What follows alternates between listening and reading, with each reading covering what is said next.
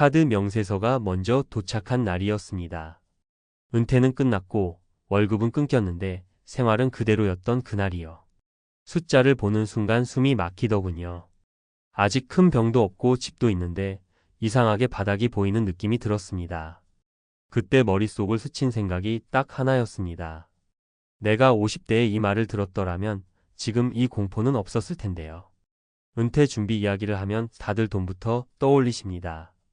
얼마가 있어야 안전한지, 연금은 충분한지, 집은 팔아야 하는지 말이죠.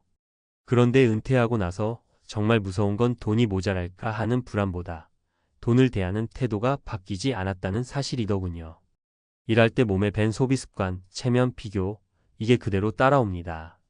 월급이 없다는 현실은 하루아침에 와 있는데 마음은 여전히 현역일 때에 멈춰 있는 겁니다. 50대에 이 말을 들은 사람과 못 들은 사람의 차이는 여기서 갈립니다. 은퇴는 돈의 문제가 아니라 구조의 문제라는 말입니다. 얼마를 모았느냐 보다 그 돈이 어떻게 빠져나가고 다시 들어오는 구조를 만들어 놨느냐가 전부라는 이야기죠. 이걸 늦게 깨달은 분들은 공통적으로 같은 말을 하십니다. 돈이 줄어드는 속도를 보고서야 은퇴가 실감났다고요. 제가 직접 본 첫 번째 사례는 퇴직금과 자산 합쳐서 제법 여유 있어 보이던 분 이야기입니다. 회사 다닐 때는 늘 성실했고 주변에서도 노후 걱정 없을 거라고 했던 분이었죠. 은퇴 후에도 처음 몇 년은 여행도 다니고 취미도 즐기셨습니다. 문제는 생활비였습니다. 한 달에 얼마를 쓰는지 정확히 모르고 그냥 통장에서 빠져나가는 대로 살았습니다. 고정비가 줄지 않으니 자산은 눈에 띄게 줄었고 뒤늦게 줄이려니 이미 몸에 밴 생활이 발목을 잡더군요. 이분이 나중에 하신 말이 아직도 기억에 남습니다. 돈이 없어진 게 아니라 통제권을 잃은 게 진짜 공포였다고요. 두 번째 사례는 반대로 자산은 많지 않았지만 구조를 먼저 바꾼 분입니다. 은퇴를 앞두고 가장 먼저 한 일이 생활비를 현역 시절 기준에서 은퇴 기준으로 낮추는 연습이었습니다.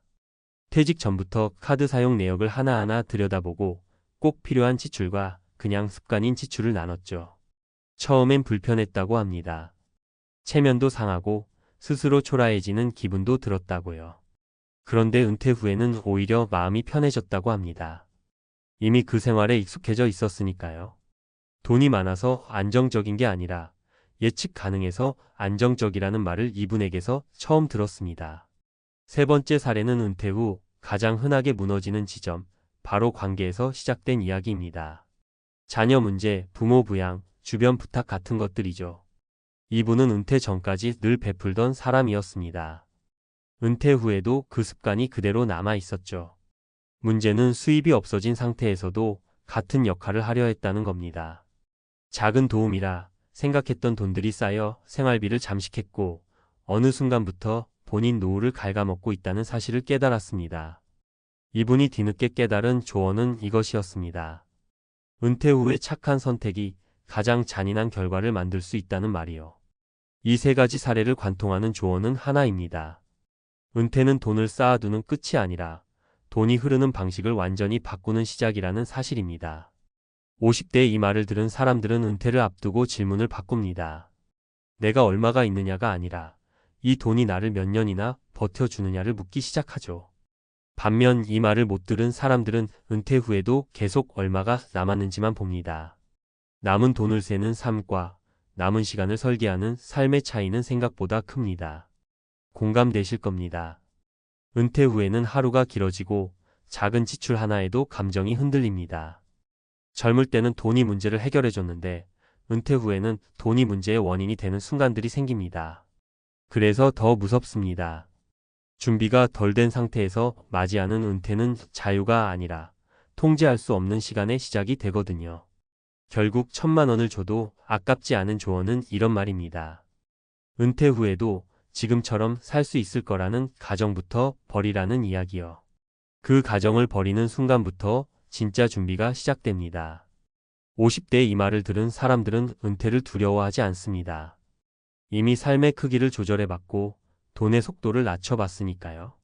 하지만 이 말을 못 들은 사람들은 은퇴 후에도 계속 달리려다 어느 날 갑자기 숨이 막히는 순간을 맞이합니다. 혹시 지금 은퇴를 앞두고 계시다면 또는 이미 은퇴하셨다면 한 번만 스스로에게 물어보셨으면 합니다. 지금 쓰는 이 속도로, 이 구조로 나는 몇 년을 버틸 수 있을까요?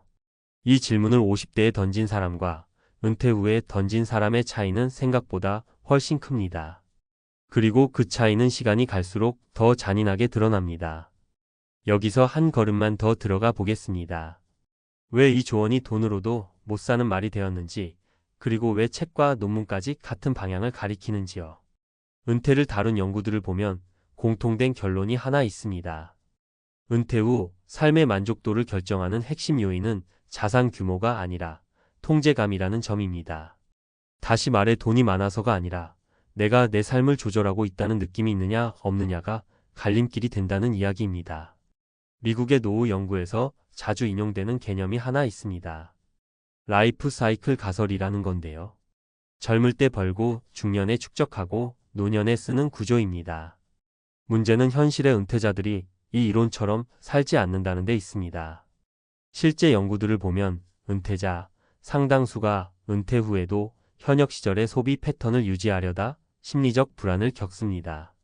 돈이 줄어드는 건 계산으로는 이해하지만 감정이 따라오지 못하는 거죠. 이때 나타나는 게 만성적인 불안, 과도한 절약, 혹은 반대로 현실 부정입니다. 모두 통제감을 잃었을 때 나타나는 전형적인 반응입니다. 책에서도 같은 이야기를 합니다. 은퇴와 행복을 다룬 여러 책들을 보면 반복해서 나오는 문장이 있습니다. 은퇴는 경제 이벤트가 아니라 심리적 전환이라는 말입니다. 특히 은퇴 초기 몇 년이 중요한데 이 시기에 자신의 생활 규모와 소비 기준을 재설정하지 못하면 이후 10년, 20년이 계속 불안 속에서 흘러간다고 말합니다. 돈이 줄어서가 아니라 줄어드는 것을 받아들이지 못해서요. 행동경제학 쪽 연구를 보면 더 흥미롭습니다. 인간은 손실을 이익보다 훨씬 크게 느낀다는 손실회피 성향을 갖고 있다고 하죠.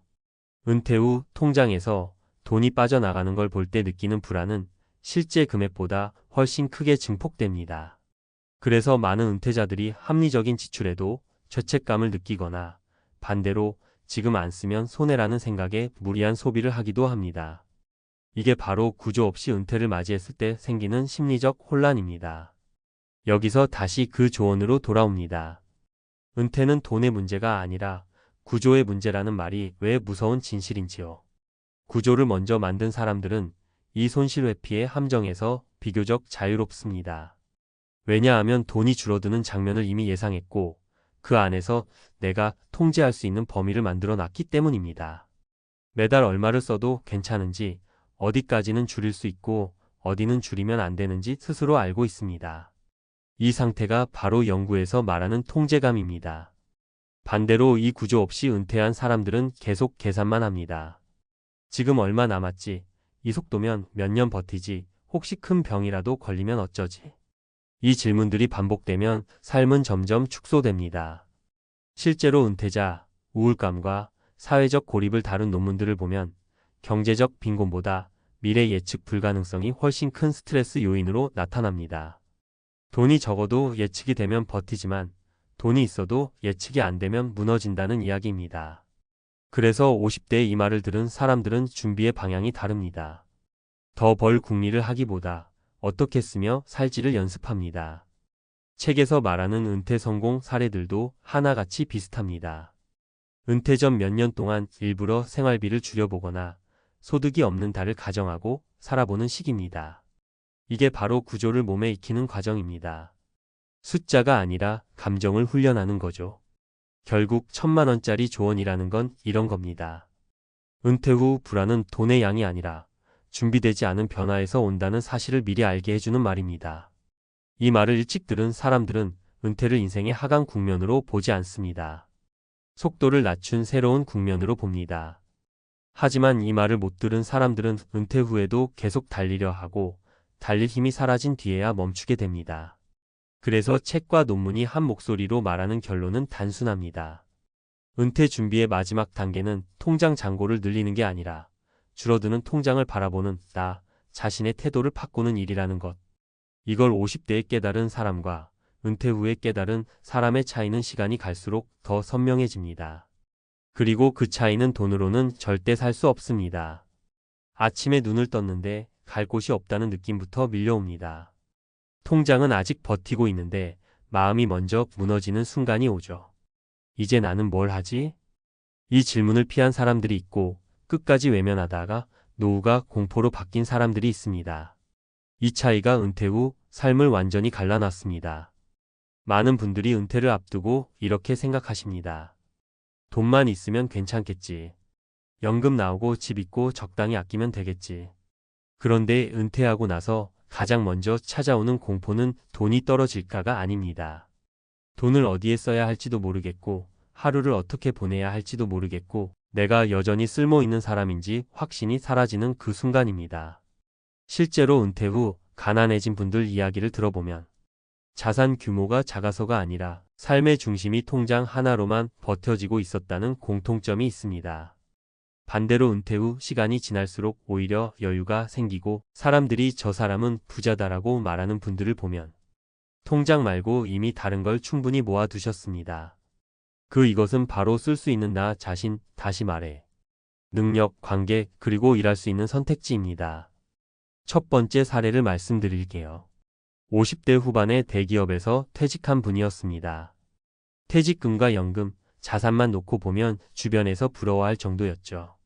그런데 이분은 은퇴 전부터 주말마다 무료 강의, 멘토링, 후배들 상담을 꾸준히 해왔습니다. 돈이 안 되는 일이었죠. 주변에서는 왜 그런 쓸데없는 일을 하냐고 말렸다고 합니다. 은퇴하고 나서 상황이 달라졌습니다. 사람들이 먼저 연락을 해옵니다.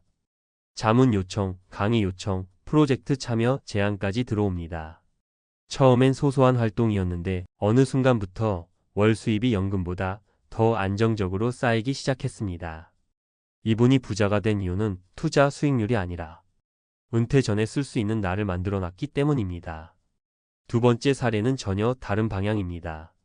자영업하다 은퇴한 60대 초반 부부 이야기입니다. 자산은 많지 않았고 노후가 걱정될 수밖에 없는 상황이었죠. 그런데 이 부부는 은퇴 직전부터 사람을 모으는 데 집중했습니다. 등산 모임, 독서 모임, 봉사활동을 꾸준히 했습니다. 돈을 벌겠다는 생각보다는 사람이 끊기면 인생도 끊긴다는 생각이 더 컸다고 합니다. 은퇴 후에 무슨 일이 생겼을까요? 주변에서 일이 생길 때마다 이 부부가 먼저 떠올랐습니다. 관리 맡아달라는 부탁, 소개 요청, 공동 프로젝트 제안. 큰 돈은 아니지만 끊이지 않는 기회가 이어졌고 무엇보다 외롭지 않았습니다. 노후의 가장 큰 비용은 외로움이라는 말이 실감나는 사례입니다. 세 번째 사례는 많은 분들이 가장 공감하실 겁니다. 40대 후반의 조기 은퇴를 선택한 분입니다. 자산 계산은 철저했지만 막상 은퇴하고 나니 하루 종일 유튜브, 뉴스, 카드값 확인만 반복하게 되더랍니다. 불안은 줄어들지 않았고 오히려 더 커졌습니다. 이분이 바뀐 계기는 의외로 단순했습니다. 은퇴 전 직장에서 하던 일을 정리해서 온라인 콘텐츠로 나누기 시작한 겁니다. 블로그, 강의 상담으로 이어졌고 처음엔 무료, 나중엔 유료로 확장됐습니다. 수입보다 더 중요한 변화는 내가 아직도 누군가에게 필요하구나라는 감각이었습니다.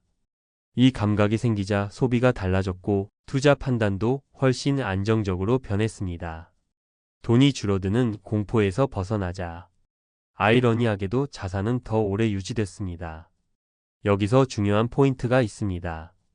은퇴 후 부자가 된 사람들은 돈을 모으지 말라는 이야기를 하는 게 아닙니다. 돈보다 먼저 쓸 수 있는 나, 즉 능력, 관계, 선택지를 모아놨다는 겁니다. 통장은 쓰면 줄어듭니다. 하지만 능력은 쓸수록 늘고 관계는 나눌수록 깊어지고 선택지는 많을수록 불안이 줄어듭니다. 은퇴 준비를 할 때 내 통장이 얼마나 버틸까만 계산하면 은퇴 후 삶은 점점 조여옵니다. 반대로 나는 은퇴 후에도 뭘 할 수 있을까를 준비한 사람들은 시간이 갈수록 숨통이 트입니다. 그래서 은퇴 후 부자가 된 사람들의 공통점은 단순합니다. 통장 말고 여기에 먼저 투자했습니다. 사람, 능력, 그리고 나 자신에게 말입니다. 이걸 모아두신 분들은 은퇴가 끝이 아니라 전환점이 됩니다. 이걸 준비하지 못한 분들에게 은퇴는 시작부터 공포가 됩니다. 지금 은퇴를 앞두고 계시다면 통장 잔고보다 먼저 나는 은퇴 후에도 어떤 사람으로 남아 있을까? 이 질문부터 꼭 던져보셔야 합니다. 이 질문을 준비한 사람이 결국 노후의 부를 가져가더군요. 조금 더 깊이 들어가 보겠습니다. 왜 어떤 사람들은 은퇴 후 시간이 지날수록 안정되고 어떤 사람들은 같은 돈을 가지고도 점점 불안해질까요? 이건 의지나 성격 문제가 아니라 이미 연구로 꽤 많이 설명된 영역입니다. 먼저 심리학 쪽 이야기부터 드릴게요. 하버드에서 진행된 유명한 장기 연구가 있습니다. 행복과 삶의 질을 수십 년간 추적한 연구인데 이 연구에서 반복해서 나온 결론이 하나 있습니다. 노년의 안정감과 행복을 가장 잘 예측한 요소는 자산 규모가 아니라 사회적 연결과 역할감이었습니다. 돈이 많아도 고립된 사람은 빠르게 무너졌고 경제적으로 평범해도 누군가에게 필요한 역할이 있는 사람은 정신적 신체적으로 훨씬 오래 건강했습니다. 이걸 다른 말로 풀면 이렇습니다. 은퇴 후에도 나는 여전히 쓸모있는 존재다라는 감각을 유지하는 사람이 무너지지 않는다는 겁니다. 이 감각은 통장에서 나오지 않습니다. 사람과의 관계, 내가 할 수 있는 일, 그리고 선택지에서 나옵니다. 경제학 쪽에서도 비슷한 이야기가 나옵니다. 노벨 경제학상을 받은 연구들 중에는 인간이 합리적으로 소비하지 않는다는 전제를 깔고 노후 자산 소진을 분석한 논문들이 많습니다. 여기서 공통적으로 등장하는 개념이 불확실성 회피입니다. 미래가 불확실할수록 사람은 쓸 돈이 있어도 쓰지 못하고 투자 판단도 지나치게 보수적으로 변합니다. 흥미로운 점은 불확실성을 줄여주는 가장 강력한 요소가 추가 수입 그 자체가 아니라 언제든 뭔가를 할 수 있다는 옵션이라는 사실입니다. 즉, 지금 당장 돈을 벌지 않아도 필요하면 벌 수 있다는 선택지가 있을 때 사람은 훨씬 차분해집니다. 이게 바로 통장 말고 능력에 투자한 사람들의 힘입니다. 이 부분은 라이프 사이클 투자 전략이나 노후 빈곤 같은 책에서도 반복해서 강조됩니다. 노후 파산의 핵심 원인은 예상보다 오래 사는 리스크보다 예상보다 빨리 사회에서 밀려나는 리스크라는 겁니다. 일을 못해서가 아니라 일할 수 있는 연결고리가 끊어지는 순간 자산 소진 속도가 급격히 빨라진다고 설명합니다. 또 한 권, 많은 분들이 은퇴 이후 읽고 충격받는 책이 빌 퍼킨스의 다이 위드 지로입니다. 이 책에서 말하는 핵심은 단순히 돈을 다 쓰고 죽자가 아닙니다. 돈의 효용은 경험과 관계로 전환될 때 비로소 극대화된다는 이야기입니다. 그 경험과 관계를 가능하게 만드는 건 결국 사람과 능력입니다. 실제로 은퇴 후 부자가 된 사람들을 보면 돈을 지키는 방식이 다릅니다. 위험한 투자를 안 해서가 아니라 돈 말고도 삶을 지탱하는 기둥이 여러 개입니다. 하나가 흔들려도 전부가 무너지지 않습니다. 이걸 포트폴리오 관점에서 보면 금융 자산만으로 구성된 인생은 가장 위험한 몰빵 투자입니다. 사회학자들이 말하는 제2의 커리어 개념도 여기서 연결됩니다. 은퇴 이후의 일은 반드시 전업이거나 고소득일 필요가 없습니다. 작아 보여도 상관없습니다. 중요한 건 정기적인 리듬과 타인과의 상호작용입니다. 이 두 가지가 유지되는 사람은 의료비 지출도 줄어들고 우울감과 불안이 눈에 띄게 낮아진다는 연구 결과도 많습니다. 결국 논문과 책들이 하나로 모이는 지점은 같습니다. 은퇴 후 부는 숫자가 아니라 구조라는 겁니다. 통장은 줄어들 수 있지만 능력과 관계, 선택지는 쌓아두면 시간이 지날수록 오히려 힘이 됩니다. 그래서 은퇴 준비의 질문은 얼마 있으면 되나요?에서 끝나면 안 됩니다. 나는 은퇴 후에도 어떤 방식으로 세상과 연결돼 있을까까지 가야 합니다. 이 질문에 답이 있는 사람은 자산이 흔들려도 삶은 흔들리지 않습니다. 결국 은퇴 후 부자가 된 사람들의 비밀은 아주 조용하고 단순합니다. 통장보다 먼저 사라지지 않는 자산에 투자했다는 것. 그게 바로 나 자신이고 사람이고 다시 선택할 수 있는 힘이었습니다. 그날 아침 등산화 끈을 묶으면서 괜히 심장이 빨리 뛰더랍니다. 그냥 산에 가는 건데 뭐가 그렇게 불안했는지 모르겠습니다. 은퇴하고 나서 처음으로 사람을 만나러 집을 나서는 날이었거든요. 집에 혼자 있는 시간이 길어질수록 괜히 내가 세상에서 지워지는 느낌이 들잖아요. 그래서 다들 좋다고 하는 산악회, 그 중에서도 아무 연고 없는 모임에 혼자 나갔습니다.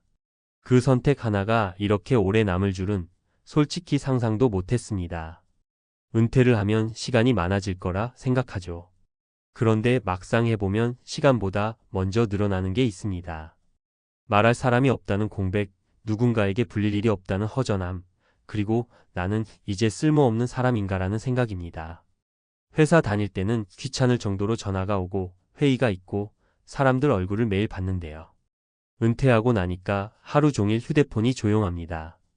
그래서 많은 분들이 산악회, 동호회, 종교 모임 같은 데로 나가십니다. 사람 냄새를 다시 느끼고 싶어서요. 저도 그랬고요. 처음엔 분위기가 나쁘지 않았습니다. 다들 웃으면서 인사하고 어디 사세요? 은퇴하셨어요? 같은 질문을 던집니다. 그런데 이상하게도 그 질문들이 쌓일수록 마음은 더 불편해졌습니다. 은퇴했다는 말 한마디에 사람을 보는 눈빛이 바뀌는 걸 느꼈거든요. 직업이 사라지니까 내 속에도 같이 사라진 느낌이었습니다. 예전엔 어디 회사 다녔다 한마디면 끝났는데 이제는 말이 길어집니다. 그 길어진 말 속에 괜히 변명 같은 게 섞이기 시작합니다. 첫 번째 사례는 60대 초반에 퇴직한 박 선배 이야기입니다. 이분도 저처럼 외로움을 견디다 못해 산악회에 나갔습니다. 처음엔 잘 어울렸대요. 그런데 몇 달 지나면서 술자리 문화에 끼어들게 됐고 그게 문제의 시작이었습니다. 은퇴했으니 시간 많잖아 라는 말에 계속 불려다니다 보니 술값, 회비, 뒤풀이 비용이 눈덩이처럼 불어났습니다. 처음엔 사람 잃기 싫어서 그냥 냈고 나중엔 빠지기 민망해서 계속 냈답니다. 결국 생활비에서 새어나가는 돈이 커졌고 아내와 갈등까지 생겼습니다. 외로움 피하려다 집 안까지 흔들린 겁니다. 두 번째 사례는 여성 회원 이야기입니다. 은퇴 후 남편과 각자 시간을 보내기로 하고 산악회에 혼자 나갔는데요. 문제는 인간관계의 경계였습니다. 은퇴자 모임이다 보니 감정적으로 의지하려는 사람이 많았고 그 선을 지키는 게 생각보다 쉽지 않았다고 합니다. 사소한 친절이 오해로 번지고 원치 않는 소문이 돌기 시작했죠. 결국 그분은 모임을 그만두면서 사람 만나러 갔다가 사람 때문에 더 상처받았다고 하시더군요. 은퇴 후에는 감정 회복력이 예전 같지 않다는 걸 그분은 뼈저리게 느꼈다고 했습니다. 세 번째 사례는 저와 비슷한 상황입니다. 저는 산악회에서 나쁜 일을 당한 건 아닙니다. 오히려 더 무서웠던 건 집에 돌아와서였습니다. 하루 종일 사람 속에 있었는데도 집에 오니까 더 공허해졌습니다. 왜냐하면 그 관계가 내 사람이 아니라는 걸 알게 됐거든요. 함께 산을 올랐지만 하산하면 각자 흩어집니다. 연락도 잘 오지 않습니다. 그날 이후로 저는 스스로에게 묻게 됐습니다. 나는 지금 사람을 만난 걸까? 아니면 외로움을 잠깐 미룬 걸까? 은퇴 후 삶에서 가장 위험한 건 외로움을 아무 모임으로나 덮어버리려는 선택입니다. 산악회 자체가 나쁘다는 이야기가 아닙니다. 문제는 준비 없이 혼자 절박한 마음으로 들어갈 때입니다. 그 상태에서는 관계의 주도권이 내 손에 있지 않습니다. 누가 불러주면 고맙고 불러주지 않으면 상처가 됩니다. 그렇게 되면 관계는 위로가 아니라 또 다른 스트레스가 됩니다. 은퇴 준비라는 게 꼭 돈 이야기만은 아닙니다. 관계도 준비해야 합니다. 회사라는 울타리가 사라진 뒤에 만나는 사람들은 예전과 전혀 다른 규칙으로 움직입니다. 이해관계가 없을 것 같지만 오히려 더 복잡한 이해가 얽히기도 합니다. 그래서 저는 요즘 이렇게 말씀드립니다. 은퇴하고 모임 나가실 거면 혼자 가지 마시라고요. 배우자든 오래된 친구든 최소한 나를 잘 아는 사람과 같이 시작하라고요. 그래야 중심을 잃지 않습니다. 그리고 하나 더, 모임에 나가기 전에 스스로에게 질문해 보셔야 합니다. 나는 지금 사람을 만나고 싶은가? 아니면 외로움을 피하고 싶은가? 이 두 가지는 비슷해 보여도 결과는 완전히 다릅니다. 외로움을 피하려는 상태에서는 작은 말 한마디에도 상처받고 관계에 과도한 기대를 하게 됩니다. 반대로 내 삶이 어느 정도 정리된 상태에서 나가는 모임은 그냥 즐겁습니다. 기대가 없으니까요. 은퇴 후 산악회에 갔다가 인생이 바뀌었다는 말, 꼭 나쁜 의미만은 아닐 수 있습니다. 다만 그 변화가 상처로 남느냐, 배움으로 남느냐는 준비에 달려 있습니다. 혼자 가서 버텨보겠다는 마음보다는 내 삶을 지키면서 사람을 만날 수 있는 구조를 먼저 만들어 두시는 게 좋겠습니다. 은퇴 후 인생은 생각보다 길고 관계에서 한번 무너지면 다시 회복하는 데 시간이 오래 걸립니다. 산은 다시 오를 수 있습니다. 모임도 다시 나갈 수 있습니다. 그런데 마음이 무너진 뒤에 은퇴 생활은 되돌리기 참 어렵습니다. 그래서 저는 지금도 그날 아침을 떠올립니다. 등산화 끈을 묶으면서 느꼈던 그 불안감. 그 감정 그냥 넘기지 말았어야 했다고요. 앞에서 이야기한 산악회 이야기를 조금 더 깊이 들여다보면 이게 단순한 개인 경험이 아니라는 걸 알게 됩니다. 사실 은퇴 후 인간관계에서 흔히 벌어지는 구조적인 문제에 가깝습니다. 이걸 감정으로만 설명하면 운이 나빴다로 끝나지만 연구와 책을 같이 보면 훨씬 또렷해집니다. 미국 사회학자 로라 카스텐슨이 만든 사회정서적 선택성 이론이라는 게 있습니다. 나이가 들수록 사람은 새로운 인간관계보다 정서적으로 안정감을 주는 소수의 관계를 더 중요하게 여긴다는 이론입니다.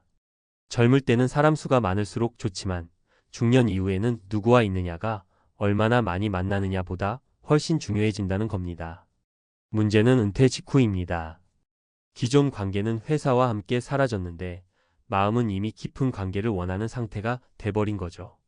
이때 산악회나 동호회처럼 느슨한 관계에 들어가면 기대 수준과 관계의 깊이가 맞지 않아 충돌이 생깁니다.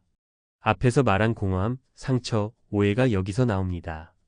하버드 성인 발달 연구도 비슷한 이야기를 합니다.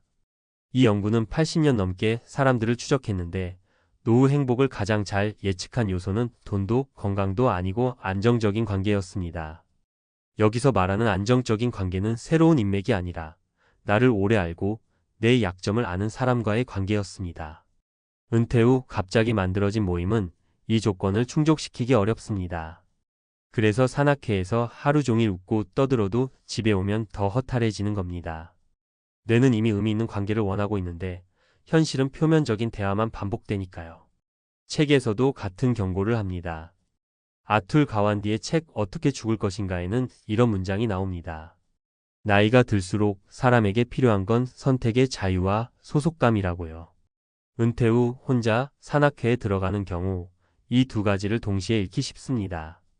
처음엔 선택한 것 같지만 시간이 지나면 모임 일정과 분위기에 끌려다니게 되고 소속감을 얻기 위해 원치 않는 관계까지 감당하게 됩니다. 앞에서 나온 술자리 비용, 불편한 감정 노동, 원치 않는 오해들이 다 여기서 시작됩니다. 심리학자 로이 바우마이스터는 인간의 기본 욕구 중 하나로 소속 욕구를 말합니다. 문제는 이 욕구가 충족되지 않을 때 사람은 판단력이 급격히 떨어진다는 겁니다. 외로운 상태에서는 평소라면 거절할 일도 받아들이고 경계를 지켜야 할 상황에서도 침묵합니다. 은퇴 직후가 딱 그렇습니다. 혼자 산악회에 들어가서 괜히 말 안 하면 왕따 될까봐, 지금 빠지면 다시 혼자가 될까봐 무리한 선택을 하게 되는 이유입니다. 이건 성격 문제가 아니라 인간의 기본 작동 방식입니다.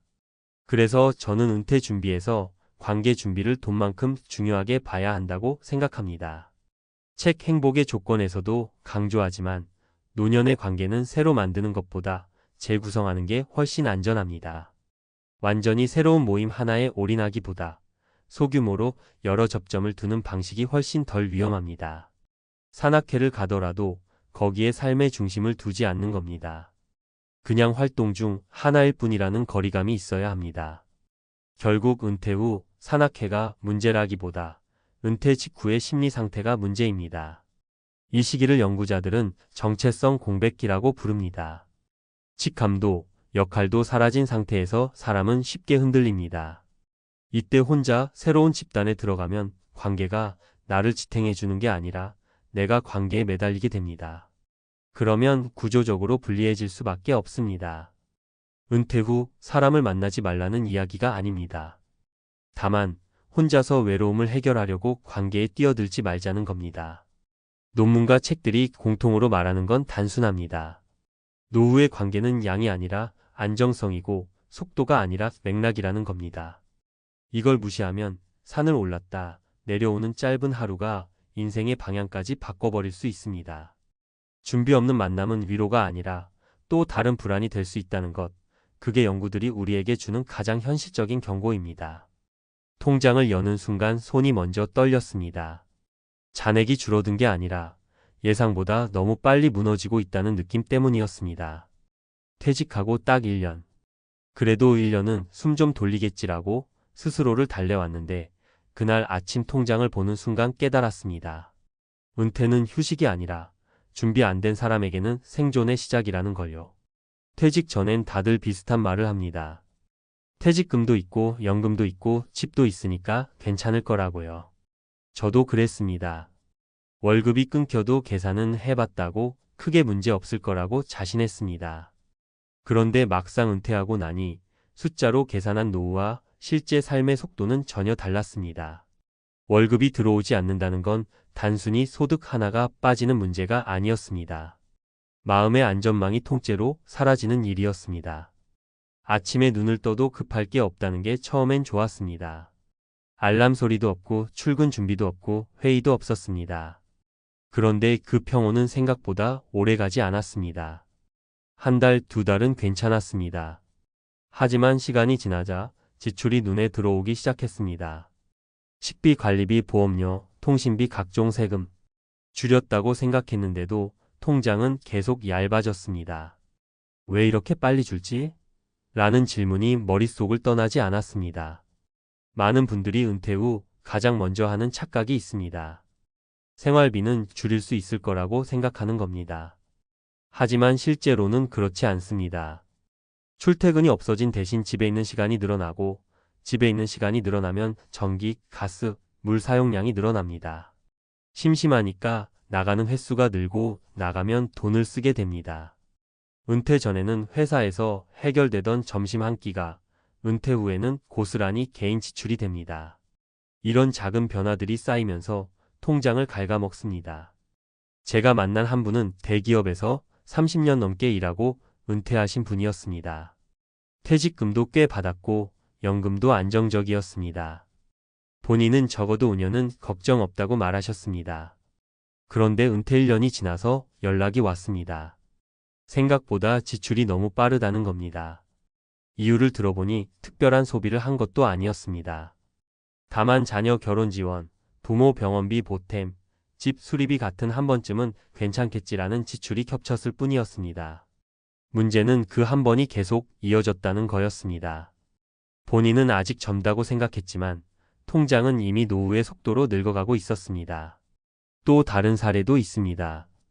공무원으로 은퇴하신 분인데 연금이 있으니 마음이 한결 편했다고 하셨습니다. 그래서 은퇴 직후 여행도 다니고 취미생활도 시작했습니다. 주변에서는 은퇴 잘했다고 부러워했죠. 그런데 1년쯤 지나자 얼굴이 달라졌습니다.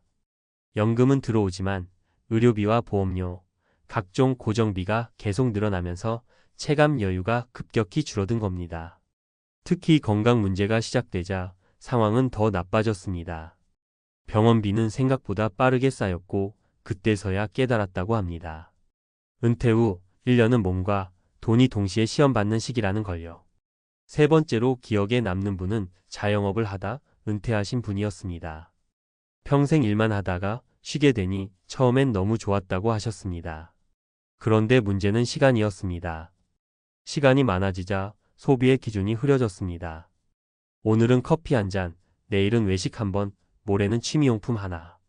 하나하나는 작은 돈이었지만 그게 매일 반복되자 한 달 지출이 은퇴 전보다 더 커졌습니다. 본인은 분명 아끼고 있다고 생각했는데 통장은 정반대로 말하고 있었습니다. 이 세 가지 사례의 공통점은 단순합니다. 큰 실수를 하지 않았다는 겁니다. 도박을 한 것도 아니고 사기를 당한 것도 아닙니다. 다만 은퇴 후 삶의 속도를 과소평가했을 뿐입니다. 은퇴 준비라는 게 단순히 얼마를 모았느냐의 문제가 아니라 그 돈이 어떤 속도로 빠져나가는지를 아느냐의 문제라는 걸 간과한 겁니다. 은퇴 후 1년은 정말 위험한 시기입니다. 아직 위기라고 느끼기엔 애매하고 그렇다고 안심하기엔 너무 이른 시기입니다. 그래서 대부분 이때 경고 신호를 놓칩니다. 통장이 조금씩 줄어드는 걸 아직 괜찮아라고 넘기다가 어느 순간 회복이 어려운 구간으로 들어가 버립니다.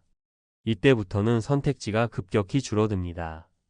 다시 일할지, 집을 정리할지, 생활 수준을 낮출지, 어느 쪽이든 마음이 편할 수는 없습니다. 그래서 은퇴 준비에서 가장 중요한 건 거창한 투자 전략이 아닙니다. 은퇴 후 첫 1년을 어떻게 버틸지에 대한 현실적인 계획입니다. 실제 생활비를 기준으로 한 지출 점검, 예상보다 빨리 찾아올 수 있는 의료비, 가족 변수까지 포함한 시나리오를 미리 그려보는 겁니다. 종이에 적어보면 생각보다 냉정해집니다. 그리고 그 냉정함이 나중에 통장을 지켜줍니다. 은퇴는 끝이 아닙니다. 하지만 준비 없이 맞이하면 시작부터 눈물이 납니다. 통장이 무너지는 순간 자존감도 함께 흔들립니다. 내가 이렇게까지 준비가 안 됐나라는 생각이 밤마다 고개를 듭니다. 그렇기 때문에 이 이야기를 드리고 싶습니다. 아직 은퇴 전이라면 숫자를 다시 보시라고. 이미 은퇴하셨다면 지금이라도 통장의 속도를 점검하시라고요. 은퇴 1년 차에 무너질 필요는 없습니다. 다만 그 시기를 아무 생각 없이 지나가면 그 다음에는 훨씬 더 버거워집니다. 앞선 이야기에서 통장이 무너지는 속도를 체감하셨다면 여기서 한 번 더 짚고 넘어가야 할 게 있습니다. 이게 개인의 계산 실수만은 아니라는 점입니다. 실제로 은퇴 후 1년을 가장 위험한 시기로 보는 연구들이 꽤 많습니다. 우연이 아니라는 거죠. 심리학자 데니얼 카너먼은 생각에 관한 생각에서 사람들이 미래의 삶을 계획할 때 반복적으로 범하는 오류를 설명합니다. 우리는 미래의 자신을 지금의 나와 거의 똑같이 생각한다는 겁니다. 쉽게 말해 퇴직 전의 나와 은퇴 후의 나를 같은 소비자, 같은 체력, 같은 감정 상태로 가정해버립니다. 그런데 은퇴라는 사건은 소득 구조뿐 아니라 사고방식 자체를 완전히 바꿉니다. 불안이 늘고 통제감은 줄어들고 그 결과 단기적인 안정을 위해 장기적으로 불리한 선택을 더 자주 하게 됩니다. 은퇴 1년 차에 지출이 늘어나는 이유가 바로 여기에 있습니다. 경제학 쪽에서도 비슷한 이야기를 합니다. 은퇴 연구로 유명한 하버드 유너버서티의 고령 경제 관련 연구들을 보면 은퇴 직후 소비 패턴이 일시적으로 증가하는 현상이 반복적으로 관찰됩니다.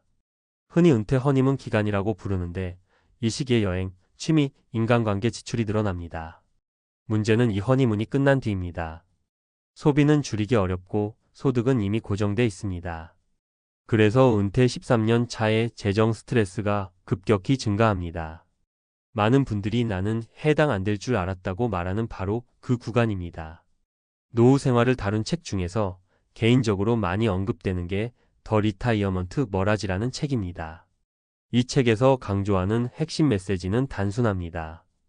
은퇴 준비의 실패는 대개 큰 실수 때문이 아니라 작은 가정들이 동시에 틀렸기 때문이라는 겁니다. 물가 상승을 조금 낮게 잡고 의료비를 조금 늦게 잡고 지출 감소를 조금 과대평가하는 시기입니다. 각각은 사소해 보이지만 은퇴 후 1년이라는 짧은 시간 안에 이 오차들이 한꺼번에 현실이 되면 통장은 버티지 못합니다. 또 하나 중요한 연구는 노후의 체감 빈곤에 관한 부분입니다. 실제 자산 규모와 상관없이 은퇴 직후 삶의 만족도가 떨어지는 현상이 나타나는데 이는 소득 감소 자체보다 예측 불가능성 때문이라는 분석이 많습니다. 월급은 예측 가능한 돈이었지만 은퇴 후의 자산 인출은 매달 결정을 내려야 하는 돈입니다. 이 차이가 정신적으로 엄청난 피로를 만듭니다. 그래서 같은 금액을 가지고도 은퇴 전보다 훨씬 가난해졌다고 느끼게 됩니다. 이 지점에서 중요한 질문이 하나 생깁니다. 그럼 답은 더 아끼는 걸까요? 연구들은 꼭 그렇지는 않다고 말합니다. 무조건적인 절약은 오히려 불안을 키워 충동적인 지출로 이어질 가능성이 높다고 합니다. 대신 효과적인 방법은 통제 가능한 구조를 만드는 겁니다. 매달 얼마를 써도 되는지 고민하는 사람이 아니라 이미 정해진 틀 안에서 사는 사람이 되는 겁니다. 이게 말처럼 쉽진 않지만 은퇴 후 1년 차를 넘긴 사람들과 그렇지 못한 사람들의 가장 큰 차이로 반복해서 등장합니다. 결국 은퇴 후 1년의 위기는 돈의 문제가 아니라 구조의 문제입니다. 얼마를 모았느냐 보다 그 돈을 어떤 리듬으로 쓰게 될지를 미리 연습해 봤느냐의 차이입니다.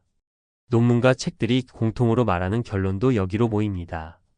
은퇴는 숫자로 끝나는 사건이 아니라 생활 방식이 통째로 바뀌는 전환기라는 겁니다. 그래서 이 이야기를 듣고 계신 분들께 꼭 드리고 싶은 말이 있습니다. 지금 통장이 무너지는 느낌이 들었다면 그건 실패의 신호가 아니라 경고의 신호입니다. 아직 방향을 바꿀 시간이 있다는 뜻입니다.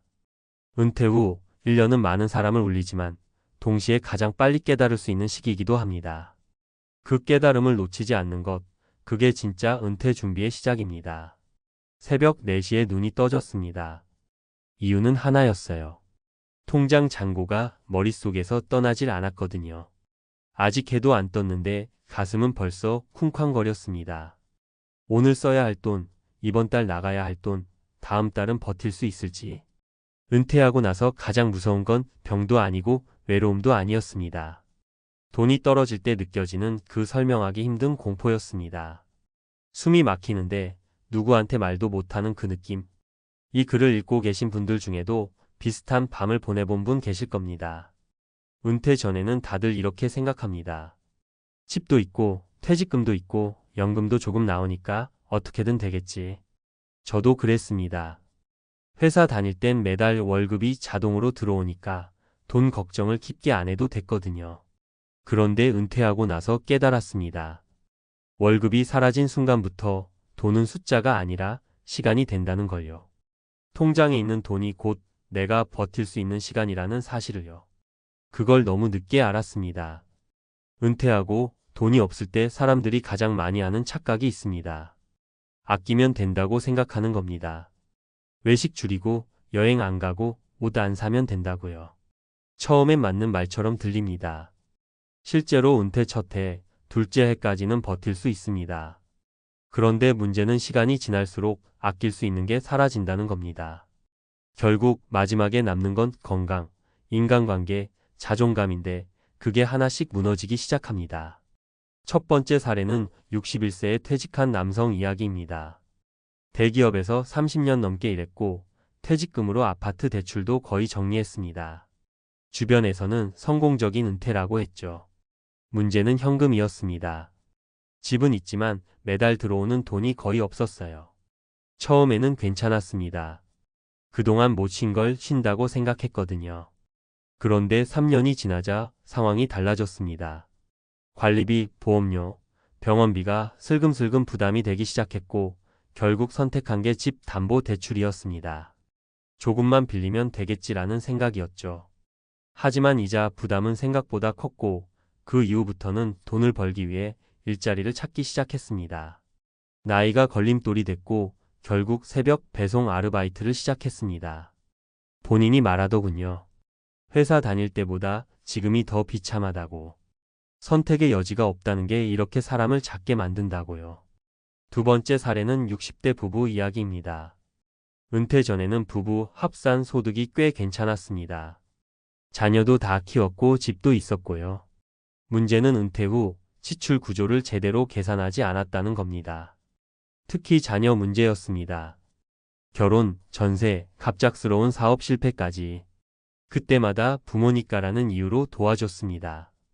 처음엔 몇 천만 원이었고 나중에는 억 단위가 됐습니다. 부부는 그 돈이 자기 노후를 얼마나 갉아먹는지 실감하지 못했습니다. 어느 순간부터 외식은 사라졌고 병원 가는 것도 망설이게 됐습니다. 결국 아내는 무릎 통증을 참고 지내다 수술 시기를 놓쳤고 남편은 건강검진을 미루다 병을 키웠습니다. 돈이 없다는 건 선택을 미루는 게 아니라 선택 자체를 빼앗기는 거라는 걸 이 부부는 너무 늦게 알았습니다. 세 번째 사례는 혼자 은퇴한 65세 여성입니다. 평생 성실하게 일했고 큰 욕심 없이 살았습니다. 은퇴 후에는 조용히 혼자 살면 된다고 생각했죠. 하지만 월세와 생활비를 감당하기엔 연금이 턱없이 부족했습니다. 처음엔 취미 모임도 나가고 친구도 만났습니다. 그런데 돈이 부족해지자 하나씩 끊기기 시작했습니다. 커피값이 아까워 약속을 피했고 생일 모임에도 가지 않게 됐습니다. 어느 날 문득 보니 한 달 동안 사람 목소리를 거의 듣지 않았다고 하더군요. 돈이 없으면 외로움이 더 빨리 찾아옵니다. 인간관계는 생각보다 유지비가 드는 일이거든요. 결국 이분이 가장 후회한 건 여행도 아니고 명품도 아니었습니다. 사람을 끊어낸 선택이었습니다. 이런 사례들을 보면 공통점이 있습니다.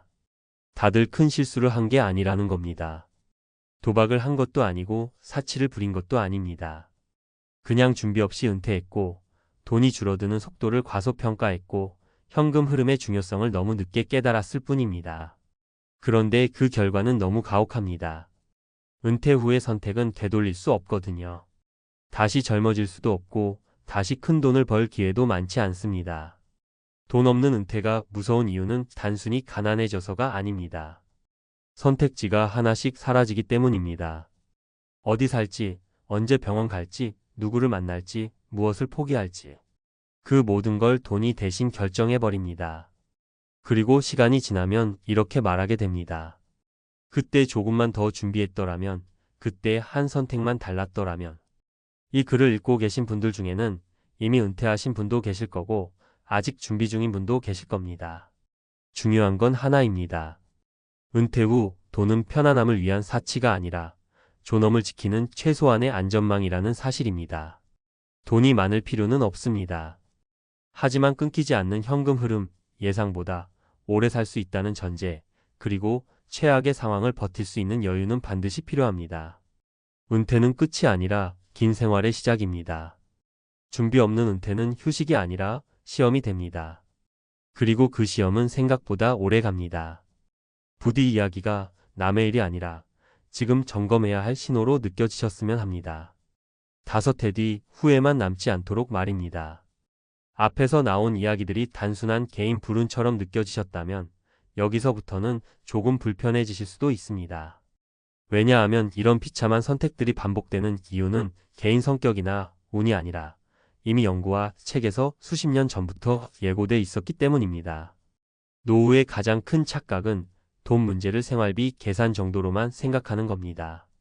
그런데 경제학과 심리학에서는 은퇴를 전혀 다른 문제로 봅니다. 은퇴는 수입의 문제가 아니라 통제감 상실의 문제라고 말합니다. 하버드대 심리학자 데니얼 길버트의 연구를 보면 인간이 가장 큰 불안을 느끼는 순간은 고통 그 자체보다 앞으로 얼마나 오래 이 상태가 지속될지 모를 때라고 합니다. 은퇴 후 돈이 부족한 상황이 무서운 이유도 바로 여기 있습니다. 통장 잔고가 줄어드는 걸 보는 순간 사람은 단순히 불편함이 아니라 끝이 보이지 않는 공포를 느끼게 됩니다. 경제 쪽에서도 비슷한 이야기를 합니다. 윌리엄 번스타인의 은퇴의 4가지 기둥이라는 책을 보면 은퇴 실패의 핵심 원인으로 수익률보다 행동을 꼽습니다. 준비가 부족한 은퇴자일수록 잘못된 선택을 반복한다는 겁니다. 집을 팔기엔 아깝고 자녀를 외면하긴 미안하고 지금 쓰는 돈을 줄이긴 자존심이 상합니다. 그 결과 가장 나쁜 타이밍에 대출을 받고 가장 불리한 조건으로 일을 시작하고 가장 소중한 인간관계를 스스로 끊어냅니다. 이건 계산 실수가 아니라 심리 붕괴에 가깝습니다. 노벨 경제학상 수상자인 리처드 탈러도 그의 책 넛지에서 비슷한 얘기를 합니다. 인간은 미래의 자신을 타인처럼 취급한다고 말하죠. 은퇴 전에 나는 지금의 나와 전혀 다른 사람이라고 착각합니다. 그래서 나중에 줄이면 되지, 그땐 어떻게든 되겠지라는 선택을 너무 쉽게 합니다. 하지만 은퇴 후에 나는 훨씬 예민하고 체력도 떨어지고 선택의 폭도 좁아진 상태입니다. 그때 가서 줄이겠다는 말은 이미 브레이크 고장난 차를 타고 내리막길에 들어선 다음에 속도를 줄이겠다는 말과 다르지 않습니다. 사회학 연구도 이 현실을 뒷받침합니다.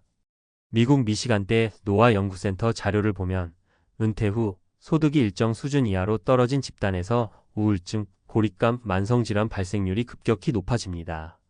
흥미로운 건 자산 규모보다 현금 흐름의 안정성이 삶의 만족도에 훨씬 큰 영향을 미친다는 점입니다. 집이 있느냐 없느냐보다 다음 달도 같은 돈이 들어올지 확신할 수 있느냐가 훨씬 중요하다는 겁니다.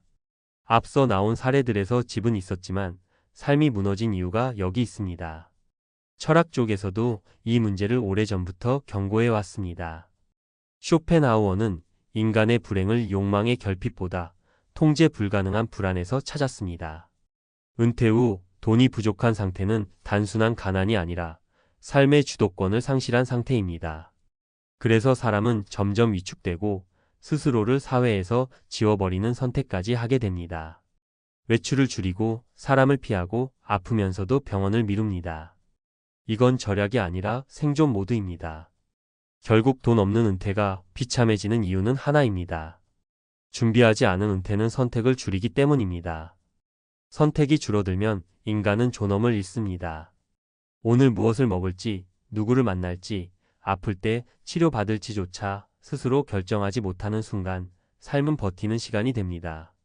그래서 은퇴 준비에서 가장 중요한 질문은 얼마면 충분할까가 아닙니다. 내가 선택권을 잃지 않으려면 무엇이 필요할까입니다. 끊기지 않는 최소한의 현금 흐름, 예상보다 오래 사는 상황에 대한 대비, 그리고 누구의 도움 없이도 스스로 결정할 수 있는 여지? 이 세 가지가 없는 은퇴는 시간이 지날수록 점점 더 가혹해집니다. 이 글의 제목처럼 돈 없는 은퇴가 만든 선택의 끝에는 후회가 남는 경우가 많습니다. 그 후회는 대부분 같은 말로 정리됩니다. 그때 조금만 현실적으로 봤더라면. 은퇴는 꿈이 아니라 구조입니다. 구조를 무시한 대가는 생각보다 오래 그리고 깊게 따라옵니다. 지금 이 이야기가 불편하게 느껴진다면 오히려 그게 가장 좋은 신호일지도 모르겠습니다. 아침에 카드 명세서부터 열어봤습니다. 숫자가 잘못 찍힌 줄 알았습니다. 은퇴만 하면 좀 숨통이 트일 줄 알았는데 현실은 그 반대였습니다. 이 부부가 처음으로 느낀 공포는 이렇게 빨리 줄어들 수 있나? 라는 생각이었어요. 일은 그만뒀는데 돈은 예전보다 더 빨리 빠져나가고 있었습니다. 미국에서 은퇴하면 괜찮을 거라 믿었던 그 생각이 그날 완전히 무너졌다고 합니다. 이 부부는 캘리포니아에서 30년 넘게 살았습니다. 남편은 회사에서 은퇴했고 아내는 전업주부였습니다. 집도 있었고 연금도 있었고 퇴직금도 나름 챙겨뒀습니다. 주변에서도 그 정도면 충분하다는 말을 많이 들었습니다. 그래서 솔직히 말하면 은퇴 후 한 달에 정확히 얼마가 나가는지 깊게 계산해 보지 않았다고 합니다. 그게 첫 번째 착각이었습니다. 은퇴하고 나서 생활이 단순해질 줄 알았답니다. 출퇴근도 없고 외식도 줄고 옷도 덜 사고 자연히 지출이 내려갈 거라 믿었습니다. 그런데 막상 은퇴하고 나니 지출 구조가 완전히 달라졌습니다. 가장 먼저 튀어나온 건 의료비였습니다. 회사 다닐 때는 신경도 안 쓰던 건강보험료가 매달 고정비로 꽂혔고 병원 한 번 갈 때마다 코페이, 약값, 검사비가 쌓이기 시작했습니다. 몸이 아프지 않아도 아플 가능성에 대비하는 비용이 계속 나갔습니다. 두 번째는 집 유지비였습니다. 집이 있으니 월세는 안 나간다고 안심했는데 그게 더 큰 함정이었습니다. 재산세는 해마다 오르고 보험료도 같이 뛰었습니다. 고장 나는 건 꼭 은퇴하고 나서였습니다. 지붕, 보일러, 에어컨. 한 번 손보면 몇천 달러씩 깨졌습니다. 일을 안 하니까 집에 머무는 시간이 늘고 그만큼 전기세, 수도세, 가스비도 자연스럽게 올라갔습니다. 세 번째는 생활비 감각이 무너진 겁니다. 일을 할 때는 월급이라는 기준점이 있었는데 은퇴하고 나니 매달 이만큼 써도 되나? 라는 불안이 따라 붙었습니다. 그래서 이 부부가 가장 먼저 포기한 게 있습니다. 바로 외식이었습니다. 친구 부부랑 주말에 나가던 식사, 기념일에 가던 레스토랑, 이런 것들을 하나씩 줄이기 시작했습니다. 처음엔 별거 아닌 것 같았지만 어느 순간 삶이 급격히 쪼그라드는 느낌이 들었다고 합니다. 첫 번째 사례는 텍사스로 이주한 60대 초반 부부 이야기입니다. 캘리포니아보다 물가가 싸다는 말만 믿고 집을 팔고 내려갔습니다. 실제로 집값은 싸졌지만 대신 자동차 2대 없이는 생활이 안 됐고 기름값과 보험료, 유지비가 매달 부담으로 쌓였습니다. 의료 네트워크가 달라지면서 병원을 옮겨야 했고 예상치 못한 비용이 계속 나왔습니다. 결국 이 부부가 가장 먼저 포기한 건 여행이었습니다. 은퇴하면 실컷 다닐 줄 알았던 여행을 통장을 보며 스스로 접게 됐습니다. 두 번째 사례는 동부에 사는 60대 후반 부부입니다. 연금이 있으니 괜찮을 거라 믿었지만 문제는 연금이 시작되기 전 공백기였습니다. 그 몇 년을 대충 넘길 수 있을 줄 알았는데 생활비가 생각보다 훨씬 많이 들었습니다. 특히 건강보험료가 매달 큰 부담이었고 병원 갈 일이 겹치면서 저축이 빠르게 줄었습니다. 이 부부가 가장 먼저 포기한 건 취미였습니다. 골프, 요가, 동호회 모임을 하나씩 끊었습니다. 돈도 문제였지만 돈 쓰는 게 두려워진 게 더 컸다고 합니다. 세 번째 사례는 플로리다로 은퇴 이주한 부부입니다. 날씨 좋고 세금 부담이 적다는 말에 기대를 걸었지만 허리케인 보험과 집 보험이 매년 올라갔습니다. 커뮤니티 비용도 만만치 않았습니다. 주변에선 다들 여유 있어 보였지만 속사정은 달랐습니다. 이 부부가 가장 먼저 포기한 건 사람 만나는 일이었습니다. 약속을 잡는 것 자체가 부담이 되면서 점점 집에만 머무르게 됐습니다. 이 이야기들의 공통점이 있습니다. 다들 은퇴하면 괜찮아질 거야 라고 생각했다는 점입니다. 문제는 미국에서 은퇴 후 생활비는 줄어들지 않고 형태만 바뀐다는 겁니다. 일할 때는 안 보이던 비용들이 은퇴하자마자 전면에 등장합니다. 의료비, 보험료, 집 유지비, 그리고 예상 못한 지출들. 이걸 준비하지 않으면 결국 가장 먼저 포기하는 건 사치가 아니라 삶의 재미입니다. 그래서 미국에서 은퇴를 준비하거나 이미 은퇴하신 분들에게 가장 중요한 건 막연한 평균 숫자가 아닙니다. 한 달에 내가 실제로 어떤 항목에 얼마를 쓰게 될지 아주 현실적으로 그려보는 겁니다. 은퇴 후에는 다시 벌 수 있는 여지가 줄어들기 때문에 작은 오차 하나가 불안으로 바로 이어집니다. 이 부부가 마지막에 했던 말이 오래 남습니다.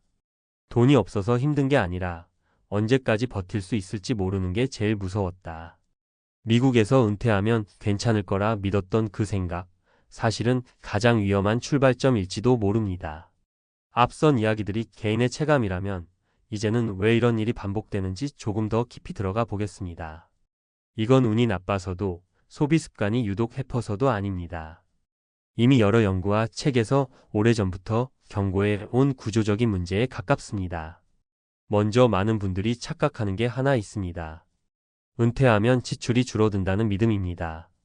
실제로는 반대라는 연구가 훨씬 많습니다. 미국 은퇴 연구의 고전으로 꼽히는 더 리타이어먼트 세이빙즈 크라이서스에서는 은퇴 이후 고정 지출 비중이 급격히 높아진다고 말합니다.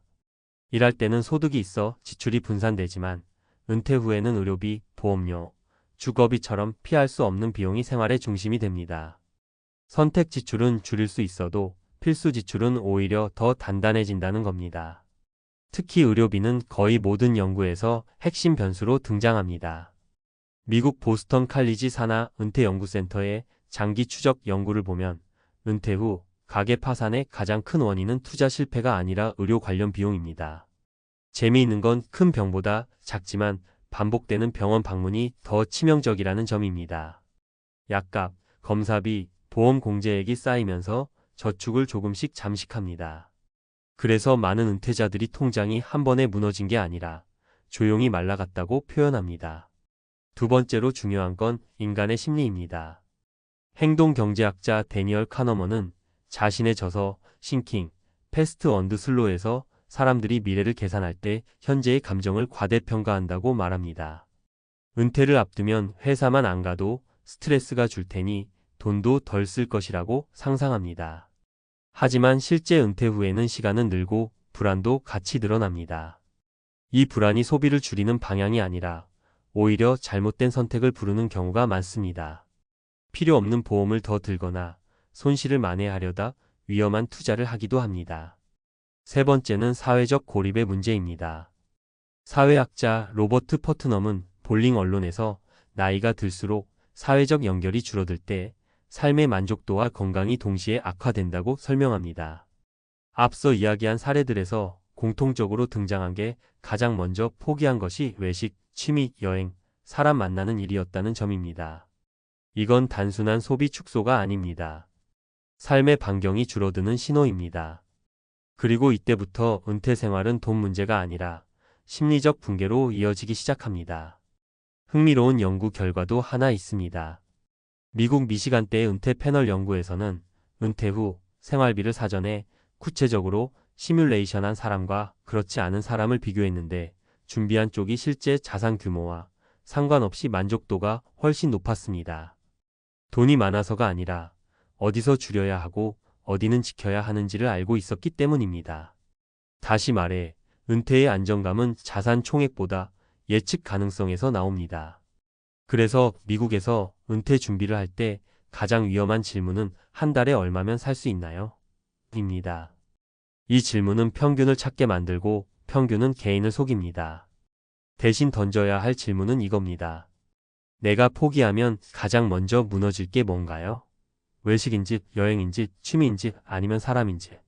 이걸 미리 정리하지 않으면 은퇴 후 통장이 아니라 삶의 온도가 먼저 떨어집니다. 많은 책과 논문이 공통으로 말하는 결론은 단순합니다. 은퇴는 돈의 문제가 아니라 설계의 문제라는 겁니다. 준비하지 않은 은퇴는 지출을 줄이는 기술만 남고 준비된 은퇴는 삶을 지키는 기준이 남습니다. 결국 차이는 숫자가 아니라 그 숫자를 어떻게 바라보느냐에서 갈립니다. 은퇴하고 처음 맞는 새벽에 갑자기 눈이 떠졌다는 분들 많습니다. 알람도 없는데 잠이 깨고 가장 먼저 하는 게 휴대폰을 집어들어 통장을 여는 거죠. 아직 아무 일도 안 일어났는데 마음은 이미 최악을 가정합니다. 이번 달 카드값은 괜찮을까? 병원비 하나만 터져도 버틸 수 있을까? 이렇게 아무 소득 없이 몇 년을 버틸 수 있을까? 은퇴는 자유라더니 막상 겪어보니 자유가 아니라 공포의 다른 이름이었다는 말을 너무 많이 들었습니다. 사실 은퇴 후 돈 걱정 없는 사람들도 똑같이 두렵습니다. 다만 이 사람들은 한 가지가 다릅니다. 불안을 애써 외면하지 않고 숫자로 쪼개서 관리했다는 점입니다. 막연히 얼마가 있느냐 보다 그 돈이 어떤 역할을 하도록 나뉘어 있느냐를 훨씬 더 중요하게 봤다는 겁니다. 이 차이가 은퇴 후 삶을 완전히 갈라놓습니다. 많은 분들이 은퇴 자산을 이야기할 때 총액부터 묻습니다. 얼마 있으면 되느냐, 몇 억이면 충분하냐. 그런데 실제로 은퇴 후 안정적으로 사는 사람들은 총액 질문을 거의 하지 않습니다. 대신 비율 이야기를 합니다. 지금 이 돈 중에서 당장 써도 되는 돈은 얼마인지, 절대 손대면 안 되는 돈은 얼마인지, 그리고 시간이 내 편이 되도록 굴러가게 놔둘 돈은 얼마인지를 나눕니다. 이 비율을 지킨 사람들이 결국 끝까지 흔들리지 않았습니다. 첫 번째 사례는 대기업에서 30년 넘게 일하고 은퇴한 부부 이야기입니다. 은퇴 당시 자산 규모만 보면 주변에서 다들 부러워했습니다. 집 한 채 있고 금융 자산도 적지 않았습니다. 그런데 이 부부는 은퇴 직후부터 소비 패턴이 안정적이었습니다. 이유를 물어보니 의외로 단순했습니다. 생활비로 쓰는 돈과 절대 줄어들면 안 되는 돈을 철저히 분리해 놓았다는 겁니다. 한쪽 통장은 매달 비워도 되는 통장이었고 다른 한쪽 통장은 웬만하면 들여다보지도 않는 통장이었습니다. 시장이 흔들리든 뉴스가 무섭게 나오든 생활비 통장은 늘 몇 년치가 확보돼 있다는 사실 하나만으로 밤잠을 편하게 잤다고 합니다. 이 부부는 은퇴 후에도 여행을 가고 취미를 즐겼지만 불안해 보이지 않았습니다. 돈이 많아서가 아니라 돈의 역할이 명확했기 때문입니다. 두 번째 사례는 자영업을 하다 은퇴한 분입니다. 이분은 은퇴 초반에 크게 흔들렸습니다. 장사할 때는 매달 돈이 들어왔는데 은퇴하니 통장에서 빠져나가기만 하더랍니다. 처음 몇 달은 괜찮았는데 시간이 갈수록 숫자가 줄어드는 걸 보는 게 견디기 힘들었다고 합니다. 그러다 방향을 바꿨습니다. 전체 자산 중 일부는 평생 써도 된다고 스스로 허락했고 나머지는 소득처럼 들어오게 구조를 바꿨습니다. 이때부터 심리가 달라졌다고 합니다. 자산이 줄어드는 느낌이 아니라 월급을 받는 느낌으로 바뀌니 소비의 죄책감이 사라졌다는 겁니다. 은퇴 후 돈 걱정 없는 사람들의 공통점이 여기서 드러납니다. 자산을 한 덩어리로 보지 않고 월 단위 삶에 맞게 재구성했다는 점입니다. 세 번째 사례는 조기 은퇴를 선택한 50대 부부입니다. 이 부부는 은퇴 전부터 주변에서 걱정을 많이 들었습니다. 아직 젊은데 너무 일찍 그만두는 거 아니냐는 말이었죠. 하지만 이 부부는 은퇴 후에도 크게 불안해하지 않았습니다. 이유는 간단했습니다. 가장 공격적인 자산과 가장 보수적인 자산의 비율을 명확히 정해 두었기 때문입니다. 시장이 좋을 때는 공격적인 자산이 힘을 발휘했고, 시장이 나쁠 때는 보수적인 자산이 완충 역할을 해줬습니다.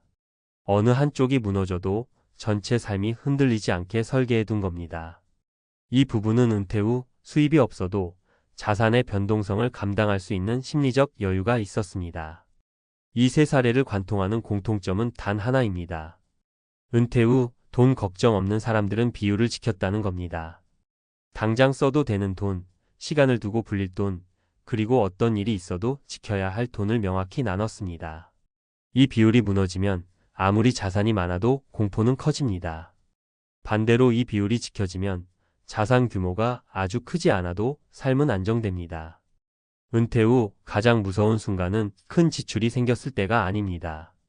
통장을 열 때마다 기준이 없는 상태로 숫자만 줄어드는 걸 보는 순간입니다. 이때 사람은 쉽게 무너집니다. 소비를 극단적으로 줄이거나 반대로 한 번뿐인 인생이라며 무리한 선택을 하게 됩니다. 안정적인 은퇴를 망치는 대부분의 선택은 이 심리적 공포에서 나옵니다. 그래서 은퇴 준비든 이미 은퇴한 상태든 지금이라도 가장 먼저 해야 할 건 총액 계산이 아니라 비율 점검입니다. 지금 내 자산 중에서 몇 년은 아무 소득 없이 살아도 되는지, 이 돈이 줄어들어도 마음이 괜찮은지, 그리고 어떤 돈은 건드리지 않고도 삶이 유지되는 구조인지 스스로에게 물어봐야 합니다. 이 질문에 답이 나오면 은퇴 후 삶은 생각보다 훨씬 단단해집니다. 은퇴 후 돈 걱정 없는 사람들은 특별한 재능이 있어서가 아닙니다. 더 많은 정보를 알아서도 아닙니다. 다만 공포를 무시하지 않고 숫자로 길들였을 뿐입니다. 비율을 지킨다는 건 결국 삶의 리듬을 지킨다는 뜻입니다. 그 리듬이 무너지지 않는 한, 은퇴 후 인생은 생각보다 오래, 그리고 꽤 괜찮게 흘러갑니다. 앞에서 이야기한 비율 이야기를 조금 더 깊게 파고들어 보겠습니다. 이게 단순히 경험담이 아니라 실제 연구와 책에서도 반복해서 확인되는 구조라는 점이 중요합니다. 은퇴 후 돈 걱정 없는 사람들의 모습은 우연이 아니라 인간 심리와 자산 구조가 만나는 지점에서 설명이 됩니다. 미국에서 은퇴 연구로 가장 많이 인용되는 개념 중 하나가 소비 안정성입니다. 노벨 경제학상 수상자인 프랑코 모딜리아니가 제시한 생애주기 가설을 보면 사람은 평생 동안 소비 수준을 최대한 일정하게 유지하려는 성향이 있다고 설명합니다. 젊을 때는 벌어서 모으고 은퇴 후에는 꺼냈으되 삶의 질은 크게 흔들리지 않기를 원한다는 거죠. 문제는 은퇴 후 자산을 한 덩어리로 인식하면 이 소비 안정성이 무너진다는 데 있습니다. 통장 잔고가 줄어드는 순간 이론보다 먼저 공포가 작동합니다. 이 지점을 정확히 짚은 책이 있습니다. 은퇴혁명이라는 책에서는 은퇴자의 불안 대부분이 자산 부족이 아니라 자산 구조의 불확실성에서 나온다고 말합니다. 실제로 조사해보면 자산 규모가 더 큰 은퇴자가 오히려 더 불안해하는 경우도 많습니다. 이유는 간단합니다. 이 돈을 언제까지 어떻게 써야 하는지 기준이 없기 때문입니다. 반대로 비율이 정해진 사람은 시장이 흔들려도 행동이 달라지지 않습니다. 이미 각 돈의 역할을 알고 있기 때문입니다. 심리학 쪽 연구도 이를 뒷받침합니다. 행동경제학자 리처드 탈러는 멘탈 어카운팅이라는 개념을 이야기합니다. 사람은 돈을 하나의 숫자로 보지 않고 용도별로 나눠서 인식할 때 훨씬 안정적인 결정을 내린다는 겁니다. 은퇴 후 돈 걱정 없는 사람들이 무의식적으로 하고 있는 게 바로 이 멘탈 어카운팅입니다. 생활비로 쓰는 돈, 안전판 역할을 하는 돈, 미래를 위한 돈을 속에서 명확히 구분해 놓는 거죠. 또 하나 주목할 연구는 미국 CFP 재단에서 은퇴자를 대상으로 한 장기 추적 조사입니다. 이 조사에서 가장 안정적인 은퇴 생활을 유지한 그룹의 공통점은 수익률이 아니었습니다.